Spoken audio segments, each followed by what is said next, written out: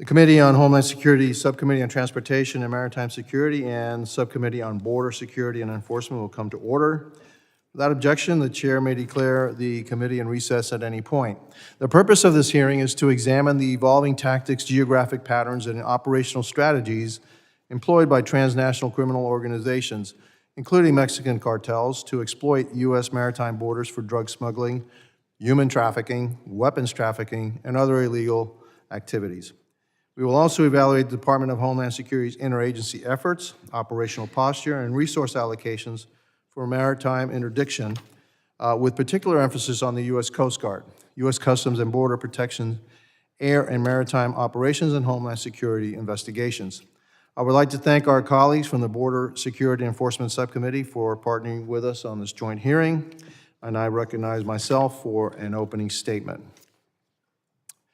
Good morning. I want to thank everyone for being here today. I especially want to thank Chairman Guest and Subcommittee on Border Security and Enforcement for working with us to hold this joint hearing on a matter of growing importance and security for the American homeland. Transnational criminal organizations, or TCOs, remain agile and persistent adversaries. For years, these groups have exploited vulnerabilities at our southern border, our southern land border, where drug smuggling, human trafficking, and illegal immigration surged to historic levels under the Biden administration. Since the beginning of 2025, however, public data suggests a notable decline in many of these illegal flows. That progress is due in large part to the renewed focus and decisive actions being taken under the current Trump administration to restore control and enforce our laws. But as we improve security on land, we must not allow our maritime domain to become the next weak point.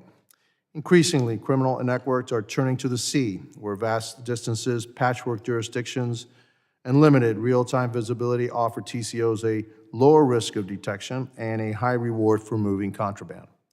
Though maritime routes account for a smaller share of illegal migration and narcotics trafficking compared to land routes, the threat remains serious.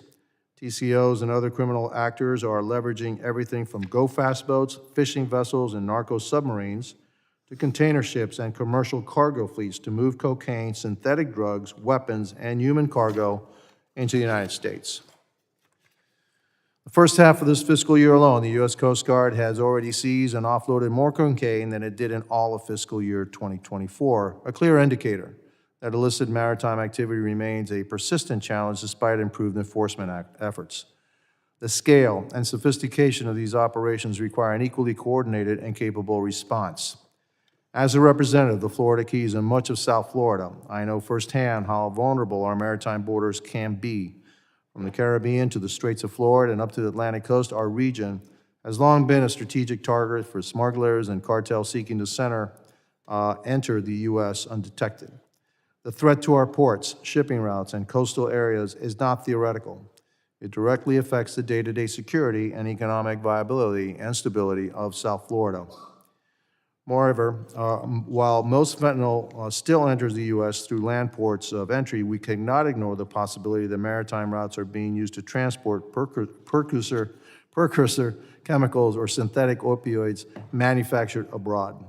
This is particularly concerning given the well-documented role that entities based in the People's Republic of China continue to play in supplying the chemical building blocks used to manufacture fentanyl in Mexico.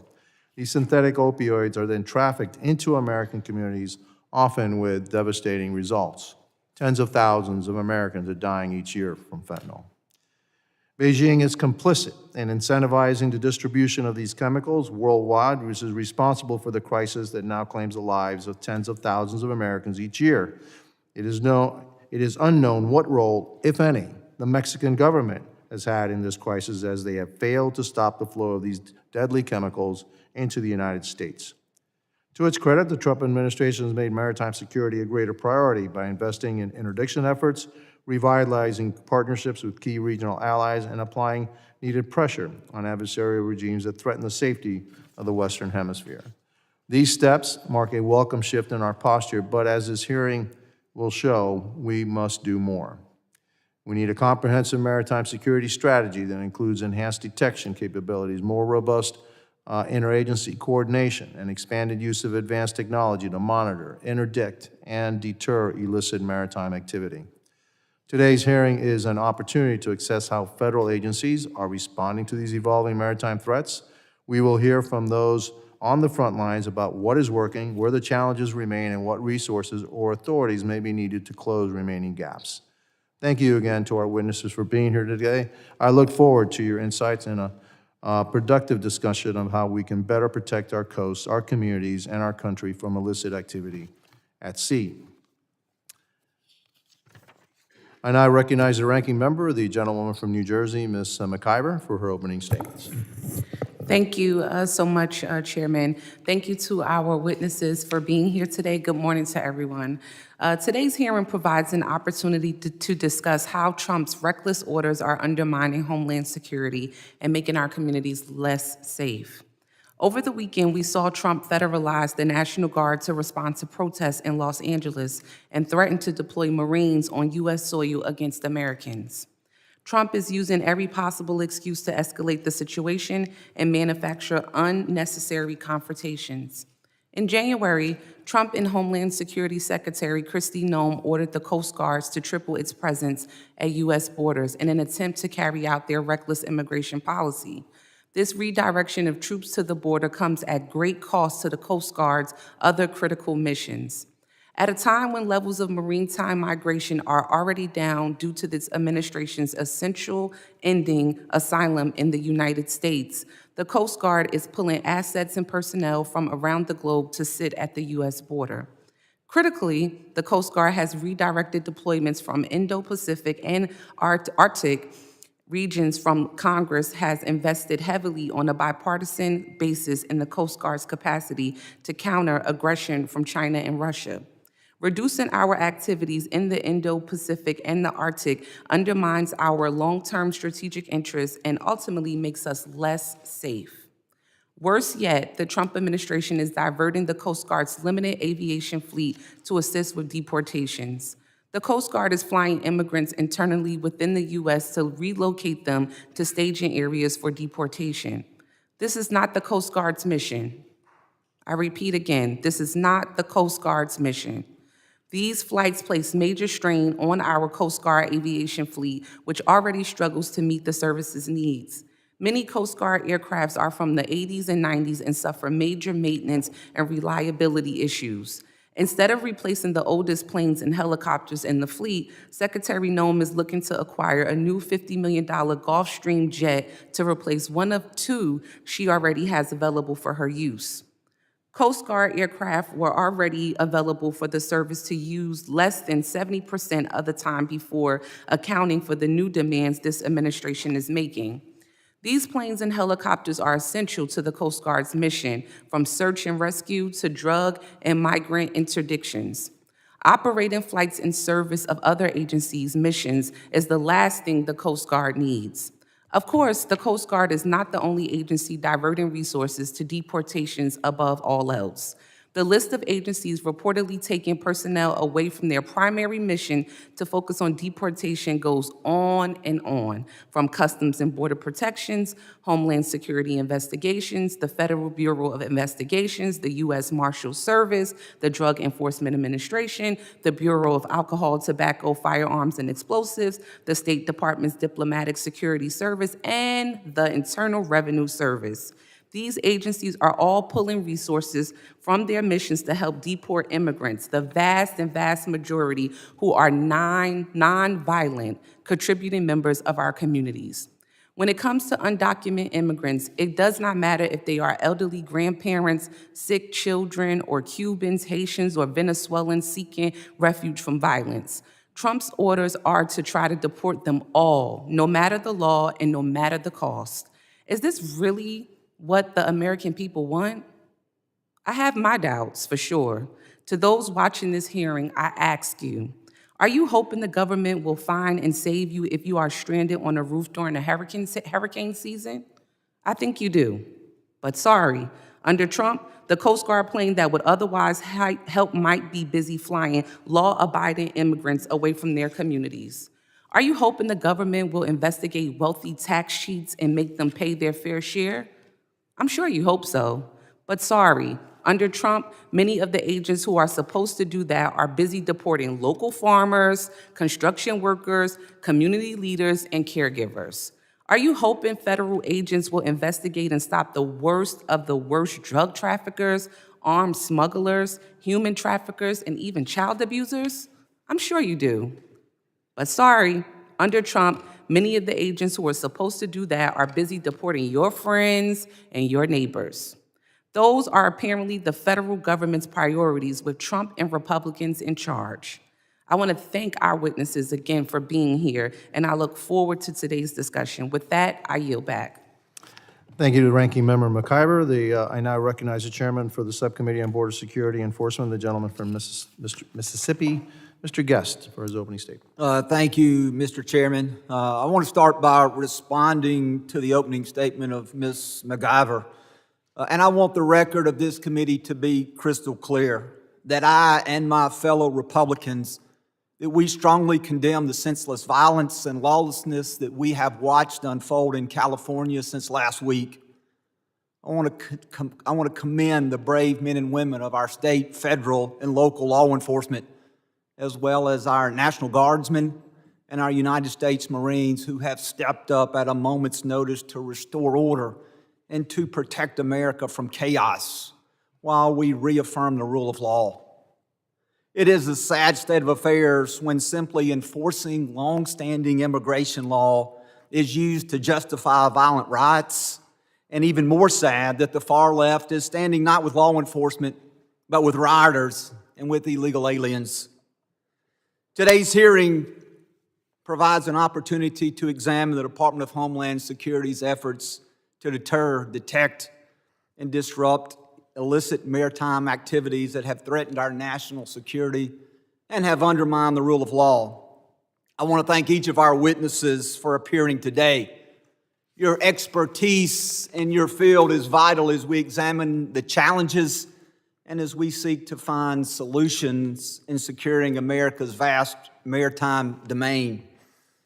From the Gulf of America to the shores of Alaska, the United States maritime border spans thousands of miles of coastline. It is comprised of waterways, shipping routes, and ports that facilitate commerce and play a vital role in our national security defense. While our national maritime geography is a strength, it also presents challenges. The Caribbean and Pacific regions in particular have become prime targets for cartels and criminal organizations. They use fast boats, fishing vessels, semi-submersibles to evade detection while moving narcotics, weapons, and human cargo into the United States. While President Trump has strengthened security along our land border, achieving a remarkable 95% decrease in daily border encounters within the administration's first 100 days, we must continue to remain vigilant to the fact that cartels are agile, they're adaptive. As enforcement strengthens on land, these criminal networks are shifting their operations to the sea. To counter these threats, the Department of Homeland Security employs a whole-of-government approach, incorporating its federal law enforcement partners on joint maritime border security operations. Each of the components with us today play a critical role in that effort. The Coast Guard is our nation's oldest continuous seagoing service and is a cornerstone of maritime border security. With a unique blend of military, law enforcement, regulatory, and humanitarian roles, the United States Coast Guard is often the first and only presence in remote maritime areas. It interdicts vessels far from the United States shore, often before threats reach the homeland, and sees hundreds of thousands of pounds of illicit drugs each year. CBP's Air and Marine Operations is the nation's only federal agency dedicated to aviation and marine law enforcement. With a fleet of high-speed interceptors, coastal patrol vessels, fixed-wing surveillance aircraft, and unmanned aerial systems, AMO conducts complex interdiction missions across the air and sea. This mission is to safeguard the American people, and AMO is on the front lines of maritime border security, providing critical intelligence and rapid response capabilities. Homeland Security investigation also plays a critical role in maritime border security, primarily serving as the investigative arm for transnational criminal activity. HSI investigates transnational criminal organizations involved in a broad range of crimes, such as trafficking, narcotics, and human smuggling.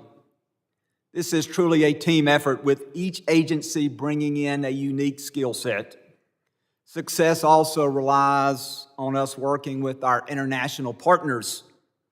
To enhance these efforts, I have been working with committee staff and intend to introduce legislation that would enhance the presence and operation of CBP in foreign countries, working alongside other law enforcement agencies. This bill would greatly expand CBP's capability for targeting threats abroad before they reach our shore. Let me be clear, border security does not stop at our land border. DHS maritime operations have resulted in an untold number of vessels being interdicted, with aliens attempting to illegally enter our country, as well as hundreds of thousands of pounds of illicit drugs seized annually at our maritime border. Securing our maritime border is essential to protecting our national security. Confronting these threats protects the safety of our families and communities across this great nation. I look forward to today's discussion and working with my colleagues to find solutions that enhance and prioritize maritime border security. With that, Mr. Chairman, I yield back. Thank you, Chairman Guest. I now recognize the ranking member for the Subcommittee on Border Security and Enforcement, the gentlewoman from Illinois, Ms. Ramirez, for her opening statement. Thank you, Chairman Jimenez. Good morning. I want to first start by thanking our witnesses for being here today. Despite the administration having so much to answer for, today in our committee, it's one of our first hearings with government officials outside of Secretary Noem that was with us a couple weeks ago. And I find it shameful that it took until June for my colleagues to request that administration officials appear before us, but I am certainly glad that you're finally here. Look, I agree that maritime security is important, and we certainly should be discussing how we're redirecting resources to use them outside of the mission, as Ms. MacGyver so eloquently stated in her opening remarks. And I would support having a full hearing to discuss that if we were not in extraordinary times. However, we are in extraordinary times. Our communities, and I want to make sure we visualize this because I know my colleagues are going to try to say the opposite here, are being terrorized by the weaponization of the government and the military against U.S. citizens. The Trump administration is using authoritarian tactics to incite fear and chaos in our communities. Why? So they can further weaponize the government to exert control and suppress dissent. Let's look at Los Angeles. Heavily armed, masked agents conducted military-style raids at places like Home Depots, a donut shop, and a clothing wholesaler. These are purposely inflammatory tactics meant to escalate violence and justify further violations of our constitutional rights and our civil liberties. And these kidnappings are targeting mothers, children, and law-abiding neighbors who have contributed to our communities for years and have complied with the court's requirements, attending check-in appointments when asked to do so. Do you know why I can tell you this with confidence? Because that's what's happening in Chicago. ICE texted law-abiding members of our community for unscheduled check-ins and were told that within days they had to present themselves for a check-in. When they showed up, many of them mothers, their case was immediately dismissed, followed by ICE agents waiting for them at the door to handcuff them, put them in freight elevators, and rush them out in order to shove them into vans while wearing masks. Can you imagine if that was happening to one of your family members? They're using text messages to call people in to arrest the exact immigrants who are demonstrating their commitment to the law by complying with ICE's instructions. To me, that runs counter to every claim the Trump administration has made, but it is consistent with reporting that the administration's actual intent is to simply maximize arrest. For this administration, let me be very clear. The terror is the point. They are kidnapping people. They're tearing families apart. They're deporting United States citizens, including United States citizen children with cancer. They're ignoring our right to due process, and in doing so are making mistakes, they call administrative errors, as they arrest and deport people. Just last week, DHS had to return a Guatemalan man wrongfully deported to Mexico, despite fearing he would be persecuted there. And they finally returned Kilmar Abrego Garcia to the United States, who now faces what could be trumped-up charges. We've all heard about the others disappeared to a prison in El Salvador based on allegations of being in a gang, including André Hernandez Romero, a gay makeup artist who legally arrived to the United States the way many others have for generations seeking asylum. The only so-called evidence this administration has given of him being in a gang is tattoos of his parents' names with crowns. But this administration's obsession with persecuting immigrants and achieving their mass deportation means they're using every resource they can, instead of keeping our communities safe, to terrorize them. We're seeing the CBP and law enforcement agencies like FBI, DEA, and ATF focus on rounding up law-abiding contributing immigrants in their communities. The message sent to our communities through these actions are, the Trump administration does not care if you're complying with the law because they don't respect the rule of law. They don't care if you have constitutional rights because, let's be honest, they don't respect the Constitution. They only care about the arbitrary deportation quotas that have been set by who? Stephen Miller. Not only are these officers not doing the jobs they were hired to do, like pursuing child abusers, investigating sex trafficking, or weapon smuggling, they are terrorizing our communities while wearing masks. You know who else wears masks? People committing crimes, executioners, prison guards in CCAT, Klansmen, people who don't want to be held accountable for what they do because they know their actions violate the foundations of our shared humanity. So yeah, we need oversight of this administration. And the most urgent need is to rein in the abuses of power that make all of us less safe all over this country. Today, let me be clear. They're violating immigrants' constitutional rights. They're stripping our communities of due process, and they're seeking to separate us from our humanity. But here's what's happening. They are testing our limits now because they intend to use the same playbook next on anyone they deem undesirable. This committee's responsibility is to oversight, not to the President of the United States of America. With that, I yield back. Thank you, Ranking Member. Other members of the committee are reminded that opening statements may be submitted for the record. I am pleased to have a distinguished panel of witnesses before us today on this critical topic. I ask that our witnesses please rise and raise their right hands. Do you solemnly swear that the testimony you will give before the Committee on Homeland Security of the United States House of Representatives will be the truth, the whole truth, and nothing but the truth, so help you God? Let the record reflect that the witnesses have answered in the affirmative. Thank you, and please be seated. I would now like to formally introduce our witnesses. Jonathan Miller is the Executive Assistant Commissioner for Air and Maritime Operations, U.S. Customs and Border Protection. Mr. Miller brings over 28 years of federal law enforcement and leadership experience. He began his career with the U.S. Border Patrol in San Diego, serving on the Special Response Team and Border Patrol Tactical Unit before transferring to the Miami sector for maritime patrols. That's a pretty nice sector. In 2007, he joined Air and Marine Operations in Miami, advancing through various roles, including Vessel Commander, Marine Instructor, Supervisor, Marine Interdiction Agent, and several senior executive positions before assuming his current role. Rear Admiral Adam Shami assumed the role of Coast Guard Assistant Commandant for Response Policy in May 2024, overseeing strategic doctrine and policy for 7 of the Coast Guard's 11 operational missions, including law enforcement and maritime security.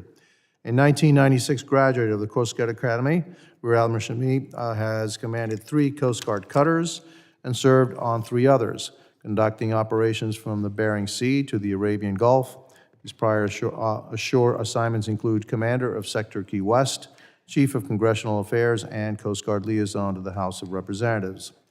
James C. Harris is the Assistant Director, Countering Transnational Organized Crime at Homeland Security Investigations. In this position, he develops and executes strategies aimed at disrupting and dismantling criminal networks and works alongside policymakers to improve laws and regulations that strengthen HSI's efforts in combating transnational organized crime. Prior to this assignment, Mr. Harris served as the director of the U.S. Department of Homeland Security's Center for Countering Human Trafficking. Heather McLeod is a director in the Government Accountability Office, Homeland Security and Justice Team. She oversees Coast Guard and maritime security issues, including Coast Guard workforce and strategic planning efforts, and maritime port and supply chain cargo security. Heather joined GAO in 2002 and has led projects examining aviation safety, airline competition, transit programs, and highway bridge management. I thank each of our distinguished witnesses for being here today, and I recognize Mr. Miller for 5 minutes to summarize his opening statement. Chairman Jimenez, Chairman Guest, Ranking Member McIver, Ranking Member Ramirez, and distinguished members of the subcommittees, it is an honor to appear before you today on behalf of the men and women of Air and Marine Operations, or AMO, to discuss our critical role in U.S. Customs and Border Protection's comprehensive approach to maritime border security. The maritime domain presents unique national security challenges. Unlike air and land environments, coastal waters are vast and less restricted. Countless vessels enter or operate in U.S. territorial waters every day, making detection of illegal activity and apprehending associated smugglers challenging. Many smuggling crafts hide in plain sight amongst legitimate traffic, while others transit remote areas far offshore, trying to elude detection altogether. Smugglers also use a variety of vessels tailored to the area and amount of contraband they are smuggling to best evade detection. Vessels are also much faster than they were 20 years ago today, often leaving law enforcement little time to interdict them before reaching our shores. Immediately following the President's declaration of a national emergency at the southern border, AMO, in concert with other CBP and DHS partners, took action, realigning vessels and aircraft patrols in anticipation of increased maritime activity due to the decrease in illegal crossings at the land borders. In Southern California, we've seen a 30% increase in vessel seizures and over 100% increase in maritime apprehensions since January compared to the same time frame last year. Additionally, maritime drug smuggling activity is a perpetual and dangerous threat to U.S. border security. Of the 234,000 pounds of drugs AMO seized in 2024, approximately 76% occurred in the maritime environment. In addition to high maritime drug interdiction rates, smuggler aggression and violence has also been on the rise. Non-compliant boardings and instances where we forcibly disabled the engines of smuggling vessels to get them to stop has exponentially risen in the past few years. In November 2022, 3 of my Marine agents were shot, and one of them, Michael Maceda, was killed during a vessel stop of smugglers off the coast of Puerto Rico. AMO deploys a fleet of some of the most powerful law enforcement marine interceptors in the world. Evolving to meet today's threats, we've recently repowered these vessels and made other modifications to this platform for a perfect mix of speed, agility, and agent safety, and I appreciate the committee's support in these recapitalization efforts. AMO also maintains a fleet of aircraft functionally designed and outfitted for maritime detection and surveillance.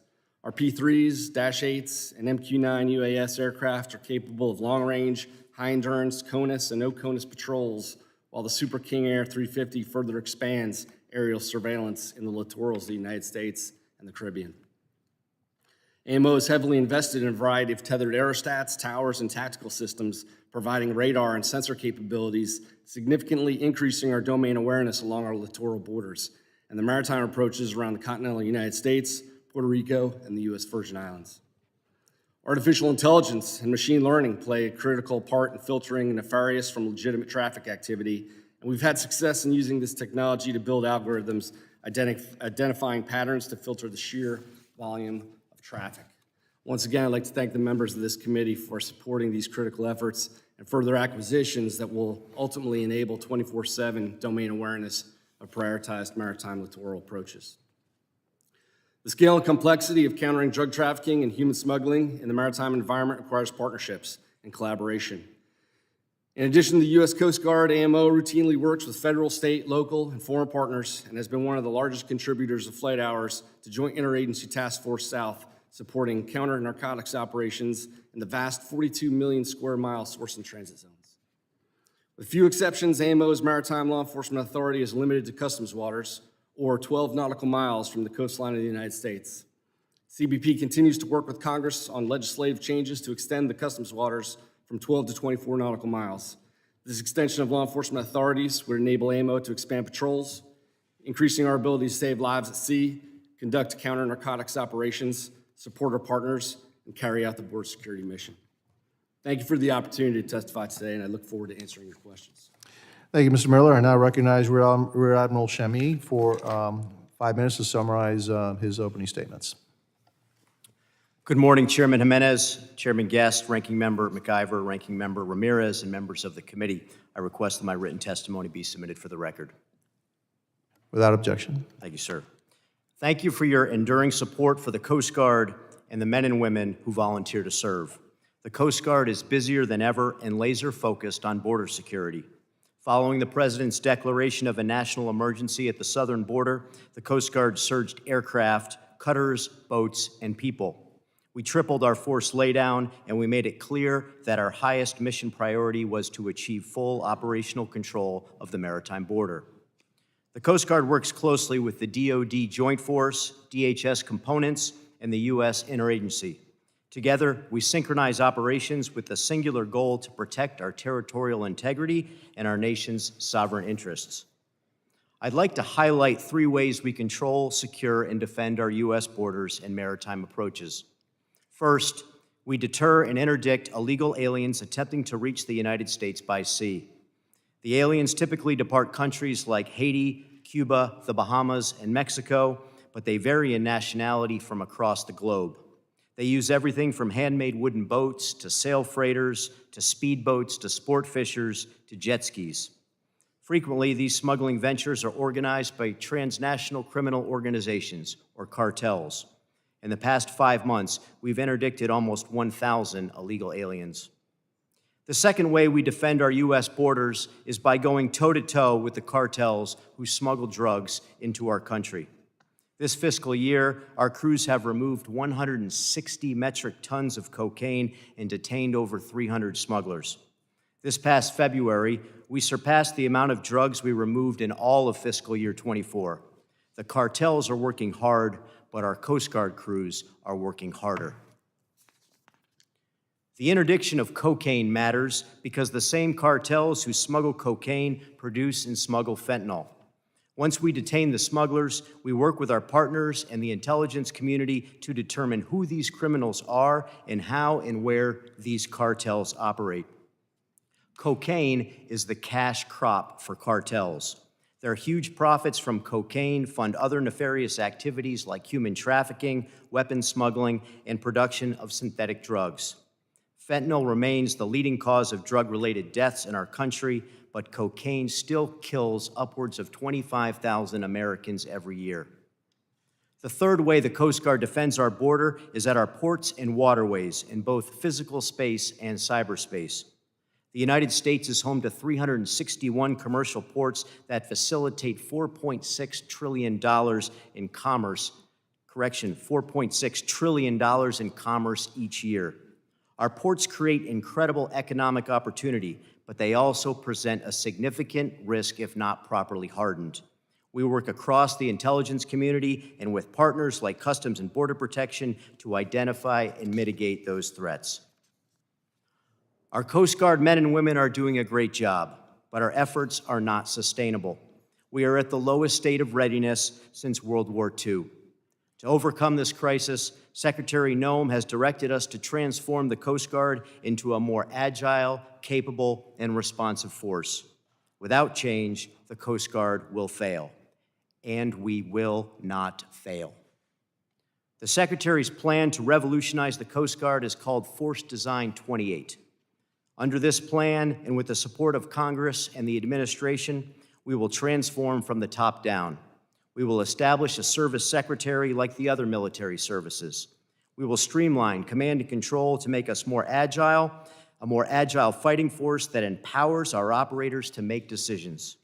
We will grow our service by at least 15,000 people to restore readiness and operate new ships, aircraft, and technology to improve operations and deliver mission results. And finally, we will streamline our contracting and acquisitions to deliver the capabilities our crews need at speed. The Coast Guard is extremely grateful to this Congress for their support to include the $21.2 billion in reconciliation passed by the House. The Coast Guard's future depends on reconciliation and an increase in our top-line budget. Since 1790, the Coast Guard has ensured our national sovereignty and protected our shores. With your support, we will do it for another 235 years. Thank you, and I look forward to your questions. Thank you, Rear Admiral Shami, and I recognize Mr. Harris for 5 minutes to summarize his opening statements. Good morning, Chairman Jimenez, Chairman Guest, Ranking Member McIver, and Ranking Member Ramirez, and esteemed members. I appreciate the opportunity to present this vital topic here today. It is an honor to represent the exceptional and unwavering efforts of the men and women of U.S. Immigration and Customs Enforcement, Homeland Security Investigations, who are steadfast in their commitment to protecting our nation's security, public health, and economy from criminal organizations that seek to exploit and compromise our great nation, border security, economy, and critical infrastructure. As a criminal investigative arm of the Department of Homeland Security, HSI is firmly dedicated to safeguarding the United States by detecting and dismantling transnational criminal organizations that threaten our citizens, businesses, and financial institutions. HSI has a formidable workforce of approximately 8,800 personnel across 243 domestic locations and over 93 international sites. We leverage the expertise of more than 4,500 task force officers from diverse federal, state, tribal, territorial, local, and international agencies. Our special agents are on the front lines, identifying, intercepting, and prosecuting those who exploit our maritime borders and supply chains. We work in tandem with U.S. Customs and Border Protection and the U.S. Coast Guard to execute this vital mission. Every successful interdiction enables us to leverage our investigative prowess to trace supply sources, target distribution hubs, and disrupt financial networks, with the goal of dismantling the entire transnational criminal organization. It's important to emphasize that narcotics and dangerous drugs are not the only contraband we confront in the maritime environment. Given that most cargo entering the United States arrive by sea, HSI routinely faces challenges from counterfeit and mismanifested cargo, which can devastate public safety and the economy if allowed to enter our commerce. Furthermore, maritime human smuggling poses a serious threat to national security and human life, with smugglers exploiting vulnerabilities along our maritime borders. They frequently utilize overcrowded, unseaworthy vessels that endanger the lives of migrants, with many being women and children. Through our border enforcement security task forces and transnational criminal investigative units, HSI is relentlessly targeting criminal networks in the maritime domain. Globally, HSI leads 115 border enforcement security task forces across the United States, Puerto Rico, Guam, the Mariana Islands, and the U.S. Virgin Islands, engaging over 1,500 task force officers and personnel from more than 200 federal, state, local, tribal, and international law enforcement agencies. Additionally, we have over 600 foreign law enforcement officers and prosecutors assigned to 18 transnational criminal investigative units and 3 international task force units, magnifying our capacity to disrupt criminal activity and defend our homeland. Executive Order 14159, signed by President Donald Trump on January 20, 2025, directs the Secretary of Homeland Security and the Attorney General to establish Homeland Security task forces in every state and U.S. territory. These task forces, spearheaded by HSI and the Federal Bureau of Investigations, are empowered to investigate, prosecute, and dismantle criminal cartels, foreign gangs, and transnational criminal organizations operating within the United States, with particular focus on 8 newly designated foreign terrorist organizations. The HSTFs represent a united government effort to target the most dangerous and prolific transnational criminal organizations. Thank you again for the opportunity to testify today and for your ongoing support of HSI in our relentless pursuit to safeguard America and its citizens by disrupting and dismantling transnational criminal organizations globally. I'm standing by for any questions you may have. Thank you. Thank you, Mr. Harris, and I recognize Ms. McLeod for 5 minutes to summarize her opening statements. Chairman Jimenez, Ranking Member McIver, Ranking Member Ramirez, and members of the subcommittee. Thank you for the opportunity to be here to discuss GAO's work on federal efforts to counter illicit maritime activities. My testimony today focuses on actions that DHS components could take to help ensure U.S. maritime border security. The illegal movement of people, drugs, and weapons into the United States and the criminal organizations that traffic them pose significant threats to national security. Securing the nation's borders is a key part of the Department of Homeland Security's mission. Within DHS, Coast Guard, CBP, and HSI law enforcement efforts are vital to confronting and mitigating illicit maritime activity. In addition to their typical missions, these agencies, in coordination with other federal partners, also respond to national priorities or emergencies. For example, in recent years, Coast Guard and other federal agencies were called on to respond to an unprecedented migrant surge at the southern border. This response impacted other missions. For example, during the surge, Coast Guard almost entirely redirected assets from its drug to migrant interdiction mission.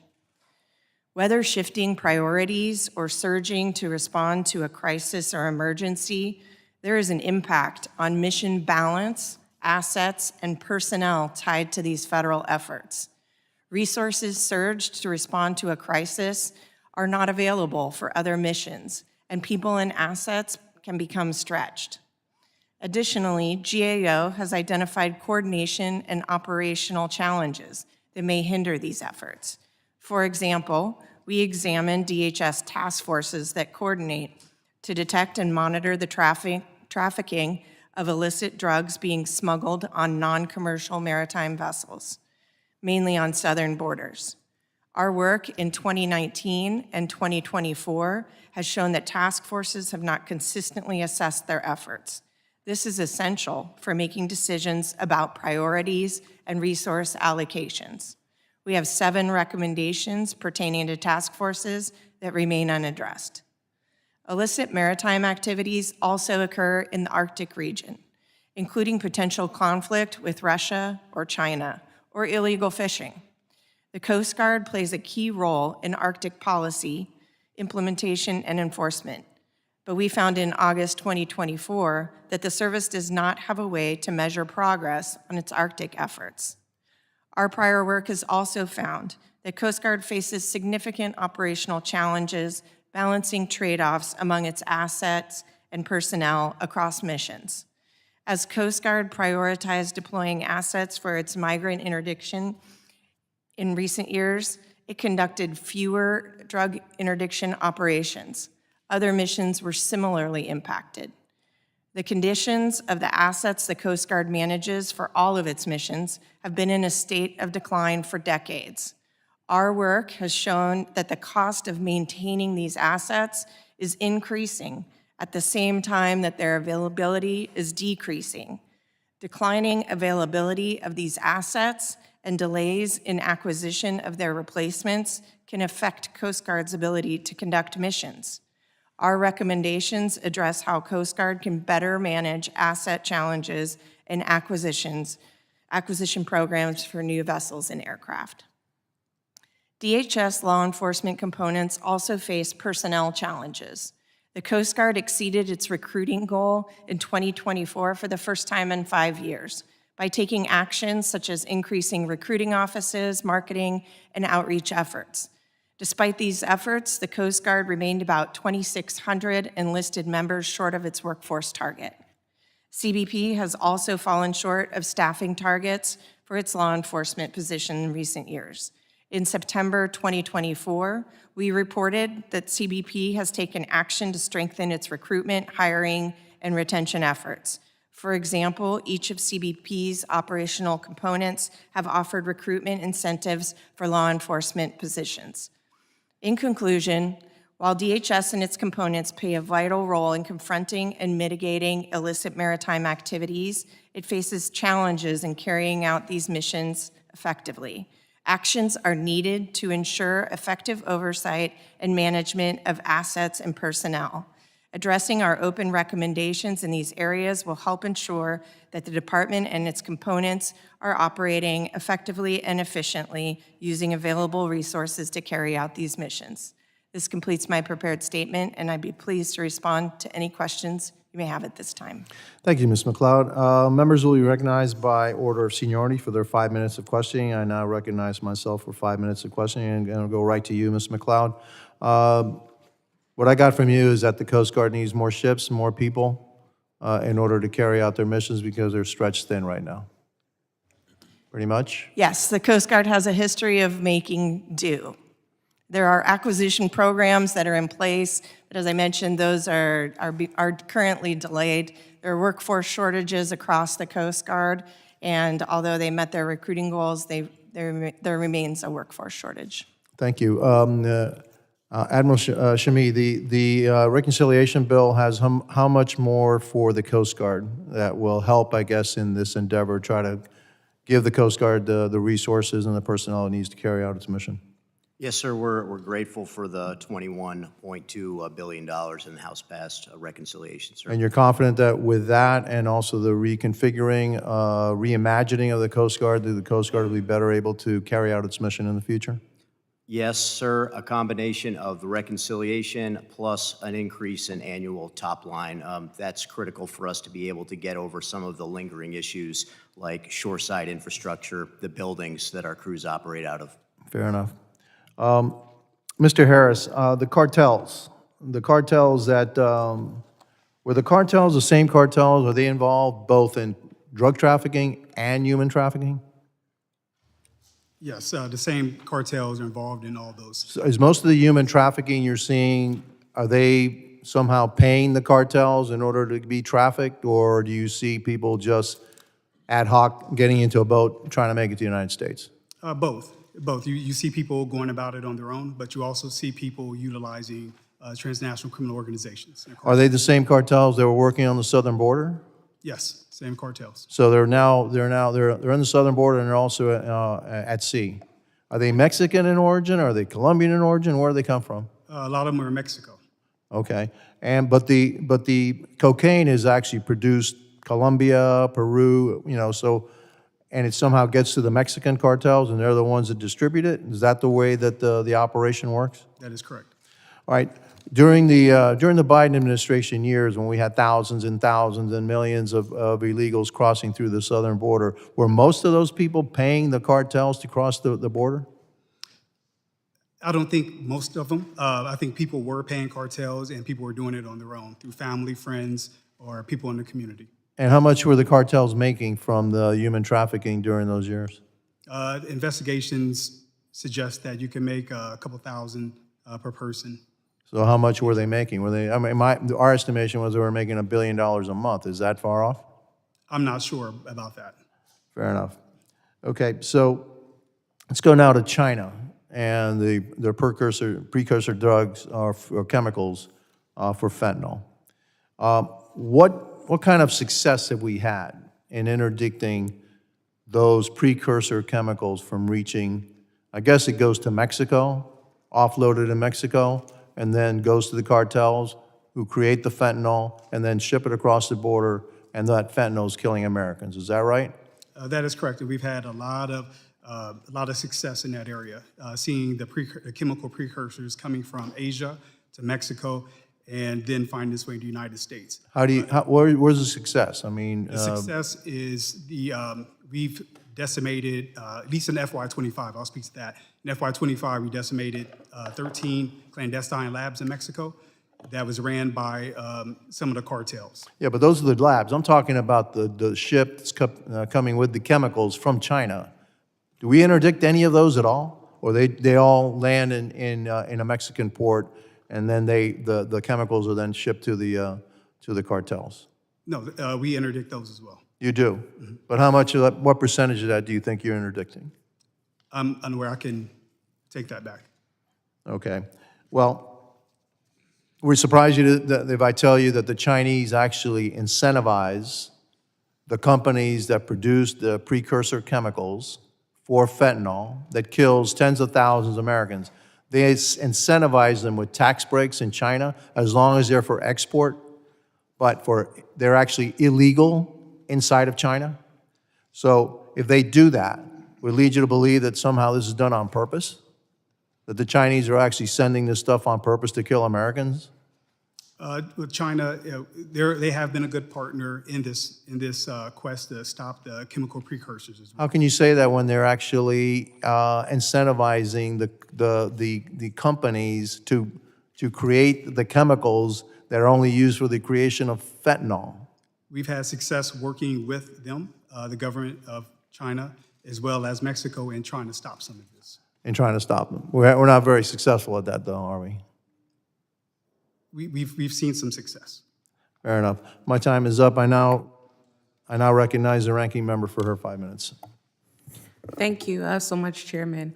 Admiral Shammy, in January, Trump and Secretary Nome ordered the Coast Guard to triple its presence at the U.S. border.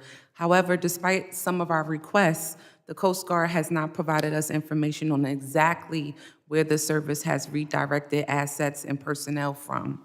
Would you please commit to providing us with the full accounting of all assets and personnel that have been redirected since January 20th, including their home port or station, as well as a description of all deployments and missions that were canceled or redirected? Yes, Congresswoman, I'd be happy to come brief you on that. Perfect, thank you so much. I want to move to Ms. McLeod. GAO has studied the Coast Guard's capabilities to carry out various missions, as well as its capacity to make resource allocation decisions effectively. In your estimation, does the Coast Guard fully understand the trade-offs it's making when it redeploys assets and personnel? We've found both data limitations in acknowledging those trade-offs as well as strategic. Everything cannot be a priority.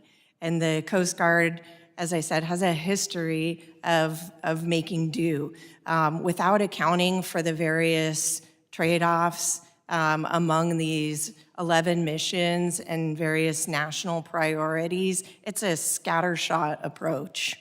Thank you. What are some of the trade-offs the Coast Guard needs to reconsider? Well, among its missions, we saw in our recent data analysis, as the Coast Guard has shifted more resources to the drug interdiction mission, a steep decline in the migrant interdiction mission, just as an example. And then there's the search and rescue missions and other missions that are also being affected at the same time. Got it. Thank you so much for that. Last year, GAO reported on the Coast Guard's aviation fleet and found that the service's planes and helicopters were only available 66 to 68% of the time on average in recent years. Since then, the Trump administration started using Coast Guard planes, obviously, to fly deportation, staging flights, and Secretary Nome requested to spend $50 million on a new executive Gulfstream jet. Given the existing challenges the aging Coast Guard aircraft fleet faces, how do these additional demands impact Coast Guard readiness? The Coast Guard's aircraft are not meeting the availability targets. Since our report last year, this has become even more acute with grounding of additional aircraft within the fleet. Thank you for that. With that, I yield back. Thank you to the ranking member, MacGyver. I now recognize the chairman of Border Security Enforcement, the gentleman from Mississippi, Michael Guest. Thank you, Mr. Chairman. Admiral Swamy, want to read a few headlines of some of the great work that the United States Coast Guard has done since just February of this year. United States Coast Guard offloads more than $275 million worth of illegal cocaine in San Diego. That was February 13th. March 6th, Coast Guard offloads over 141 million in illicit drugs interdicted in the Caribbean Sea. That's from March the 6th. Coast Guard offloads over 517.5 million in illicit drugs interdicted in Eastern Pacific Ocean, March the 20th. Coast Guard Cutter Calhoun offloads more than 140.9 million in illegal narcotics at Port Everglades, May 16th. Coast Guard offloads more than 211 million in illicit drugs interdicted in the Eastern Pacific, May 29th of this year. And then just earlier this month, on June the 6th, Coast Guard offloads more than 138 million in illicit drugs interdicted in the Caribbean Sea. If my math is correct, that amount is roughly $1.5 billion in narcotic seizures just this year. And so to the men and women who serve under your command, I want to personally thank them for the job that they are doing. And I want to ask you briefly, Admiral, can you talk about the importance of interdicting these drugs at sea before these narcotics come into the United States, and also talk a little bit about the impact that $1.5 billion in seizures has on these transnational criminal organizations? Yes, sir. Thank you, Chairman Guest, and thanks for your words complimenting our crews. Our Commandant and the rest of our leadership team are very proud of them. To your question, sir, what we try to do is interdict the drugs in bulk quantity as far away from the shores of the United States as we can, because the closer these bulk amounts get to the United States, they get broken up into smaller amounts that make them easier to smuggle in. So you could have a large load of, say, two tons that goes into the Dominican Republic, gets broken into small packages of 3 or 4 kilos that could fit in a backpack, and then they get smuggled further north. So that's one way. So we want to get them as far away from the shores as we can.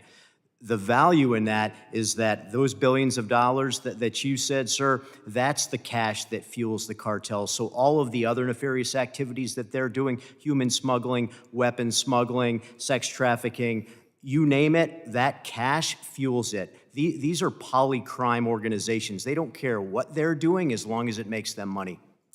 And Mr. Miller, kind of want to dovetail off of that a little bit. You say in your written testimony on page 3, you talk about the authority to operate the extension of the 12 nautical miles in custom waters.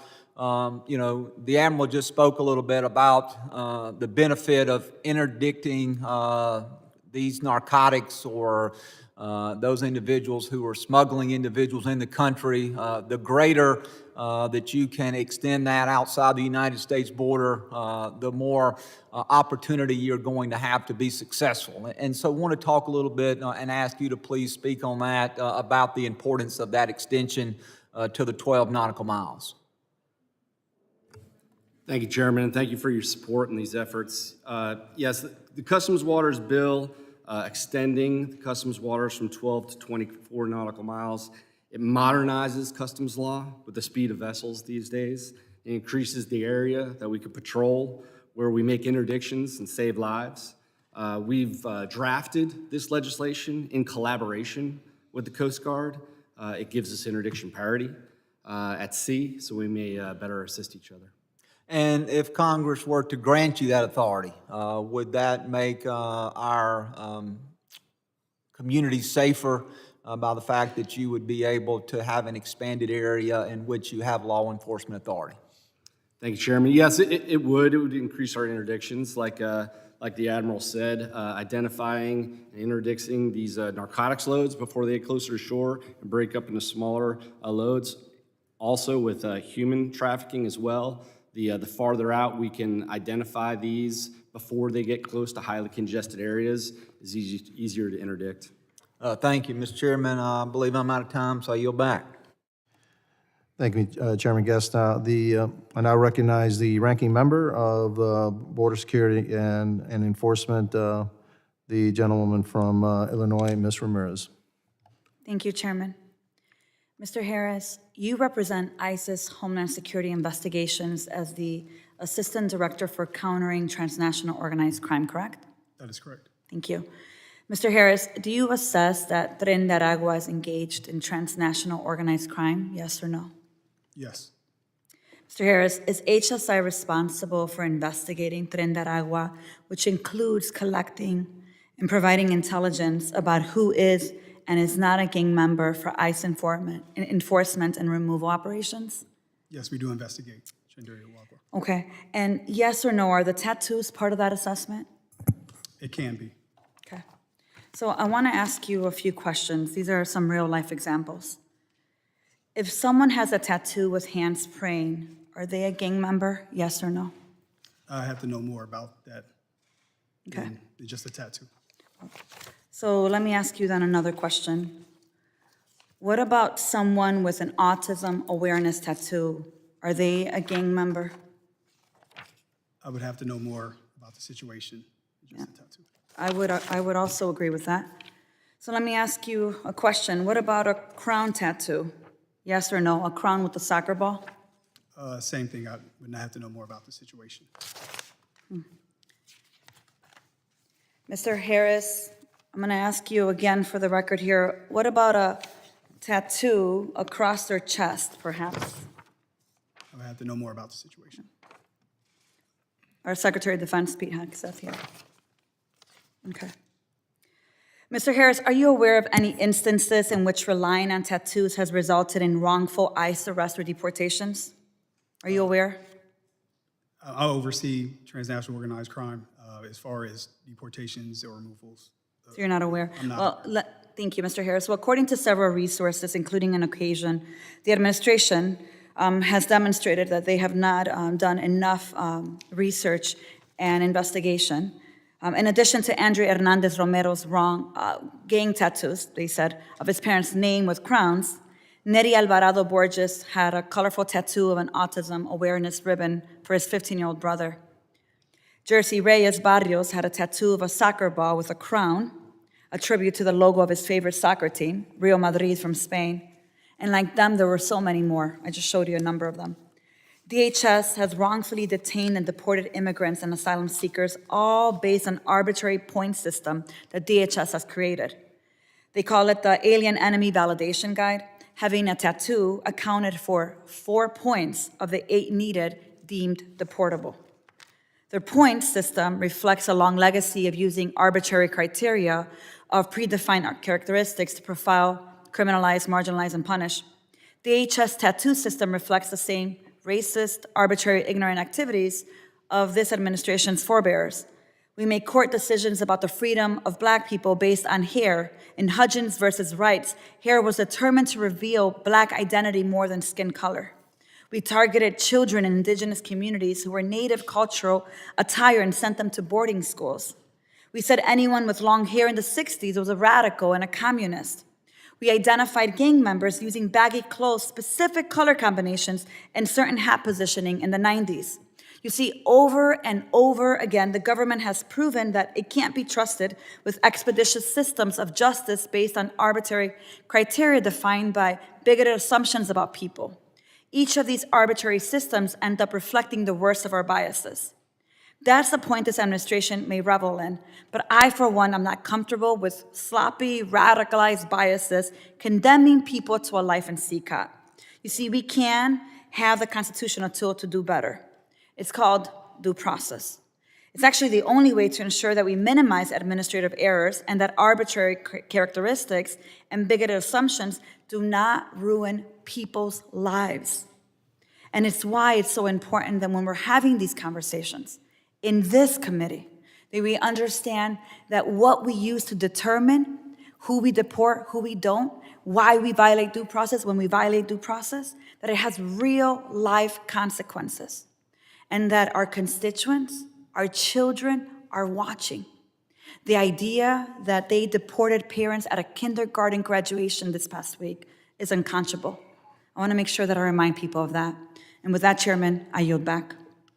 Thank you to the ranking member. I now recognize the gentleman from Arizona, Mr. Crane, for 5 minutes. Thank you, Mr. Chairman. I want to thank the panelists for coming today.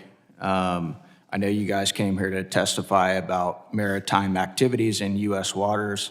I also want to apologize to you guys for the rants you're hearing from my colleagues about anything but what you guys came here to testify. And I also want to point out the fact that the hypocrisy and the insanity coming from my colleagues on the other side of the aisle who created this problem when it comes to the border invasion, and now they're kicking and screaming that the Trump administration is actually trying to clean it up. So now back to what we're here to talk about. Rear Admiral Chamey, last year the U.S. Coast Guard intercepted a narco submarine in the Caribbean Sea, seizing over 1,200 pounds of cocaine valued at more than $54 million.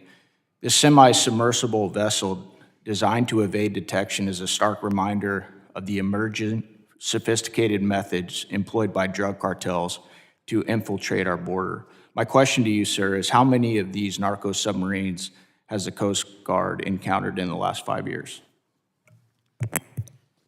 Good morning, Congressman. I'll have to get back to you on the exact number, but as you said, it is common.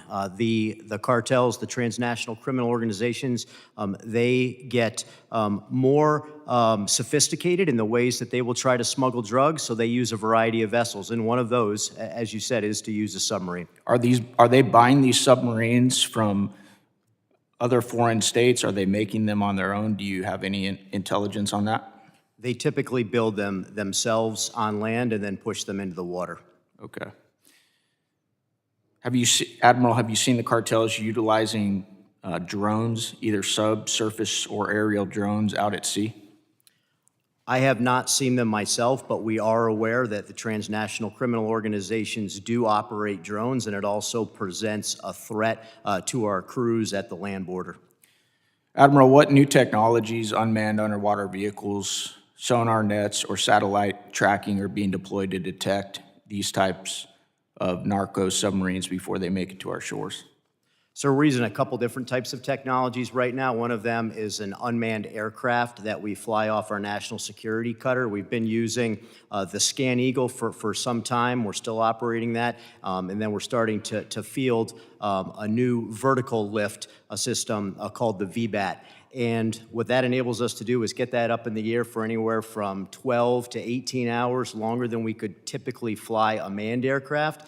And these aircraft have sensors that provide us an increased ability to be able to detect what's on the water. Thank you. Mr. Miller, in your opening testimony, you talked about the increase in maritime interdictions. Do you believe what you're seeing with the increase in maritime interdiction is due to the adaptation of smuggling routes by the cartels to circumvent the work that this administration has done to secure our southern border? Thank you, Congressman. Yes, I do. We've certainly seen that in the Southern California AOR, where we've seen the biggest surge in maritime migrant smuggling activity, and we suspect that's primarily due to the difficulty to be smuggled across the land border. Okay, thank you. My next question is for the gentleman in uniform today. Have your organizations removed all DEI from training? I'll start with you, Admiral. Yes, sir, we are in full compliance with the President's executive orders. Mr. Miller? Yes, to my knowledge, Congressman. Is anyone in your organization that you're aware of in violation of President Trump's executive order on eliminating DEI? Not that I'm aware of, Congressman. Thank you. Ms. McLeod, I want to go to you real quick. Your recent GAO report released on May 14th highlighted the Coast Guard's loss of more enlisted service members than it recruited from fiscal years 2019 to 2023, leading to a shortfall of approximately 2,600 enlisted personnel in fiscal year 2024. In your reporting, ma'am, and investigation, what was the major cause of the loss of enlisted sailors within the Coast Guard? We found a number of reasons, some of them having to do with workforce challenges that the Coast Guard faces, such as the frequent moves, living in remote or in vacation areas that can be very high cost, access to health care, challenges with the missions, a range of reasons. Thank you. I yield back. Gentleman yields back, and I recognize the gentleman from Louisiana, Mr. Carter. Thank you, Mr. Chairman, and thank you to our witnesses today. I want to just build on a little bit what my dear friend, Mr. Crane, mentioned. Just real rapid response real quickly.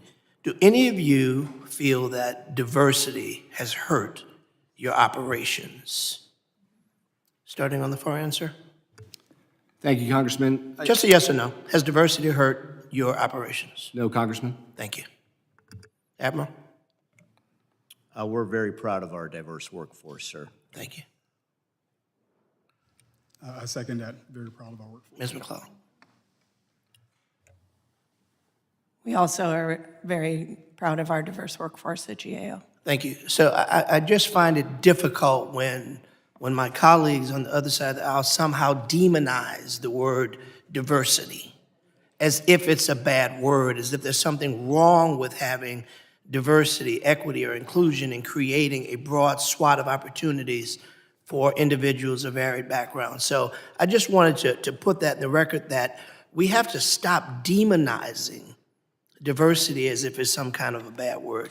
As a representative from New Orleans region, an area uniquely vulnerable to natural disasters and maritime disruptions, I want to stress how essential the Coast Guard is to our region's safety and economic strength. And Rear Admiral, I want to personally thank you and the incredible work that the Coast Guard does in Louisiana specifically.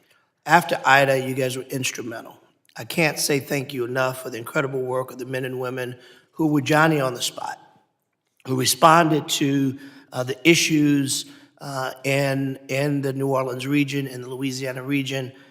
So let me take this opportunity to say thank you to all of you for the incredible work that you do. We may not always agree on every single aspect of our discussions, but please know that the work that you do is appreciated. The Mississippi River moves more than 500 million tons of cargo annually, supporting thousands of jobs and billions in economic activity. The Coast Guard ensures that this trade can flow safely and securely, from maintaining aids to navigation to responding to emergencies and inspecting vessels. The work maintains this engine of American commerce. A delay in reopening the river after a storm doesn't just affect Louisiana. It raises the prices and disrupts supply chains nationally.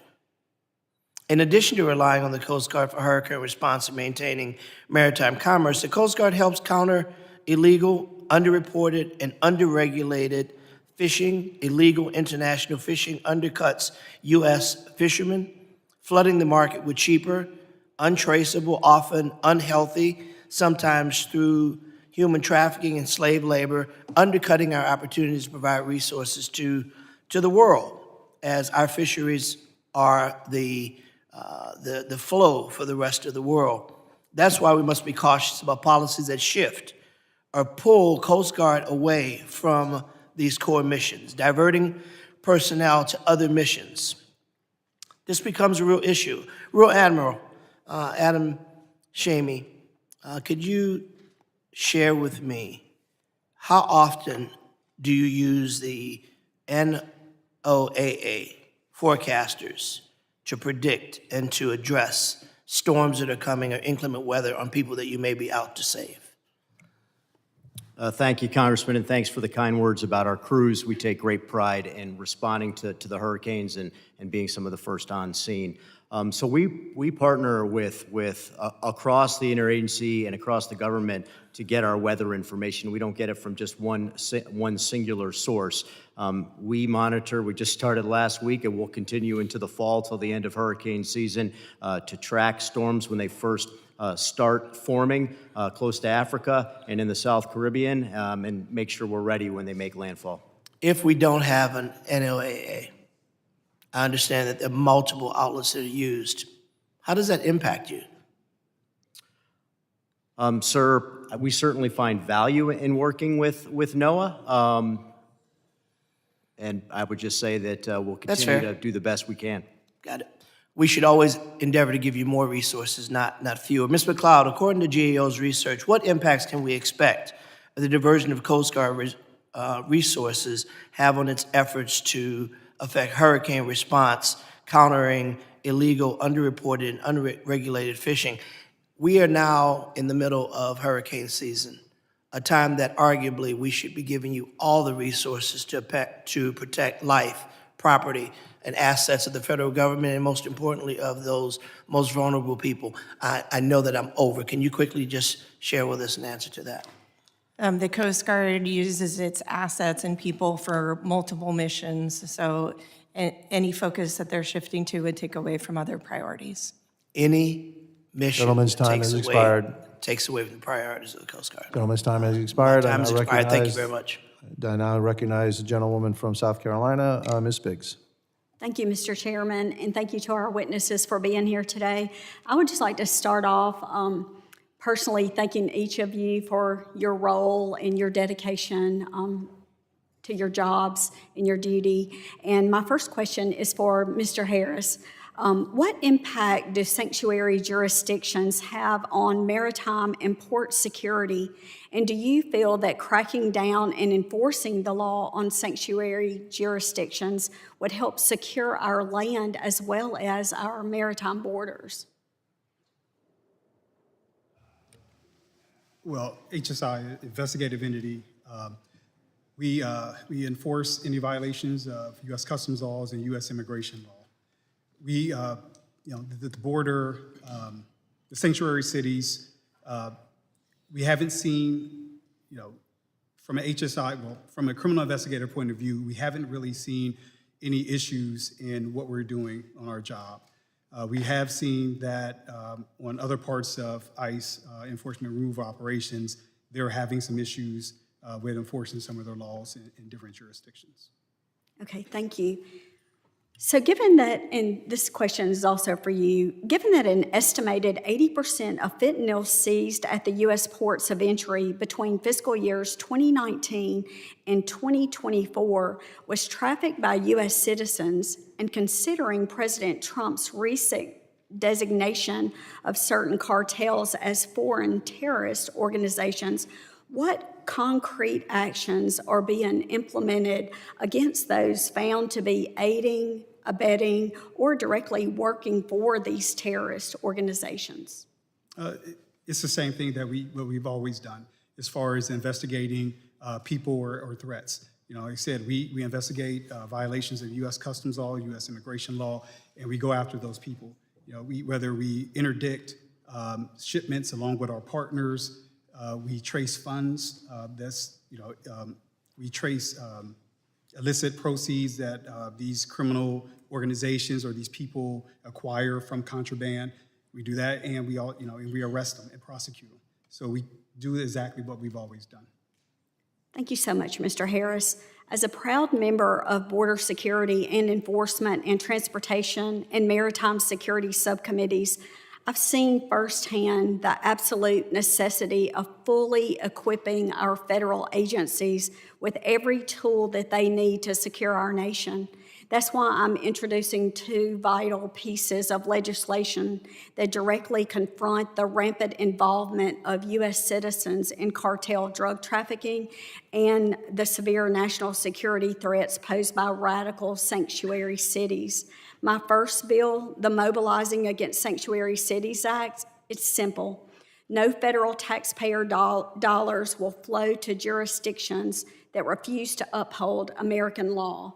This empowers the Trump administration to restore law and order in places that have actively undermined our immigration system for decades. The recent events in LA are a perfect example of why we can't wait any longer. We've seen in real time the chaos that results when cities refuse to cooperate with federal immigration enforcement. We must also directly target the individuals who actively conspire with these cartels and terrorist groups. That's why I'm also introducing the No Passport for Terrorists and Traffickers Act. It's critical legislation which will automatically revoke the passports of individuals found to be providing material support to these designated foreign terrorist organizations. By denying these individuals the ability to travel internationally, we strike a direct blow at their operational capacity and send an unmistakable message. If you choose to conspire with those who poison our nation and threaten our security, you will lose the travel privileges of American citizenship.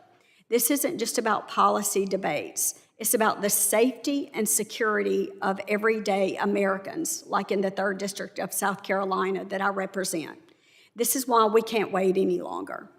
And I urge every one of my colleagues, anyone who believes in American sovereignty and the rule of law, to sponsor these vital bills. Let's stand united and send a clear message. We will put America first, and we will secure our nation. And with that, I yield back. Thank you to the gentlewoman from South Carolina. And I now recognize the gentlelady from Texas, Ms. Johnson. Thank you, Mr. Chairman. Over the past 5 months, we have seen high school graduates, doctors, children, and U.S. citizens detained and deported. These mass deportation efforts in the name of making America safe is only instilling fear and causing confusion and chaos for our local law enforcement, ultimately putting our communities at risk for greater harm. While the Trump administration is using valuable resources for your taxpayer dollars to make unlawful and unnecessary arrests, we have seen no serious effort to actually address our nation's border crisis or the rising threats from our adversaries. If the Trump administration was serious about cracking down on the cartels and protecting our border, they wouldn't be cutting $495 million in funding and firing nearly 30% of the employees at CISA and our cybersecurity workforce. They wouldn't be using resources from our U.S. Coast Guard to assist with their deportation efforts as our Coast Guard faces a lack of funding, overused aircrafts, where Acting Commandant Admiral Kevin Lundley openly stated, even though we can operate aircraft to the level we have, we should not be. We should be investing in new aircraft for the Coast Guard. They wouldn't be wasting time renaming the Gulf of Mexico, and they wouldn't be deploying the U.S. military on U.S. citizens. If they were serious about the real border crisis, they would be going after gun dealers in states like Texas and Arizona that account for almost 50% of international firearms trafficking involving the cartels. There seems to be a lot of discussion, very concerned about the cartels, lots of messaging about that, but there's actually no real effort being done to actually rein them in. They wouldn't be calling to cut $1.2 billion to ATF. That would terminate agents who have to work undercover in the gun trafficking rings connected to the cartel. They would be strengthening our relationships with our allies and not threatening trade wars, and would be providing the resources needed for agencies to execute their mission. President Trump said he was going after migrant criminals, illegal monsters, killers, and gang members, but yet we are wasting resources terrorizing communities by showing up masked at elementary school graduation ceremonies, work and court hearings, where people are presenting themselves to the immigration system to follow the rules, to go get their hearing, to have the right process. They're going to the courts of law. They're supposed to be safe places, and instead they are turning these sacred spaces into spaces of terror, and it is absolutely outrageous. Mr. Harris, we've seen a drastic increase of ICE arrests at court hearings. I'm a lawyer. I value the sanctity of the courtroom. When people go to attend an immigration hearing and they're presenting themselves to go through the process legally, I have continued to voice my significant concerns over how ICE agents present themselves in the public, but this administration is content with ignoring the concerns of Congress and the American people. I recently asked Secretary Noem on this issue when she came in front of this very committee. And since that time, we've continued to see ICE agents dressed in plain clothes, wearing masks regularly, and not properly identified. When you're sitting on a street and some masked man jumps out of a car and isn't properly identified as law enforcement and comes running to you, that is not okay to me. And my question to you, sir, is it okay with you, and what are you going to do about it? Well, thank you for the question. And we enforce any violation of U.S. immigration and customs laws. As far as the employees doing that at court hearings, I'm not I know that it happens or it has happened. I'm not aware of the specific details of any of those matters. I would have to know more about that. Well, it's all over the news every time in Texas, just even in Dallas. A couple weeks ago, there were like 15 people arrested at the immigration court. People who were going through the process legally, had filed the application, had an immigration hearing, were following the law. We're not abject, horrible, dangerous criminals. These are people who are working in grocery stores, who are working in farms, who are working in gas stations, who are working in hotels, who are doing their part to contribute to our economy, and who are showing up for their immigration hearing as they are required to do, and then being tackled in the hallway by unidentified agents who are not properly marked as law enforcement. And that is within your agency's jurisdiction. And I want to know, this has been widely reported, what are y'all doing to stop that? Again, I don't know the facts of that matter or the matters at the court hearing, so I can't speak generally or speak specifically on what's going on. But I will say with facial coverings and markings, they should have markings on, and facial covers, I believe, are reasonable right now for what's going on, the assaults that's taking place, the doxing that's taking place, that's a significant rise, the threats to family members, to employees, to loved ones. They have to do that for officer safety reasons. Assaults are 400%, increased 400% this year because of what's going on. Gentlewoman's time has expired. I want to thank the witnesses for their valuable testimony and the members for their questions, especially the chairman of the Border Security and Enforcement Subcommittee, Mr. Guest, and the ranking member, Ramirez. The members of the subcommittees may have some additional questions for the witnesses, and we would ask the witnesses to respond to these in writing. Pursuant to Committee Rule 7E, the hearing record will be open for 10 days. Without objection, the subcommittee stands adjourned.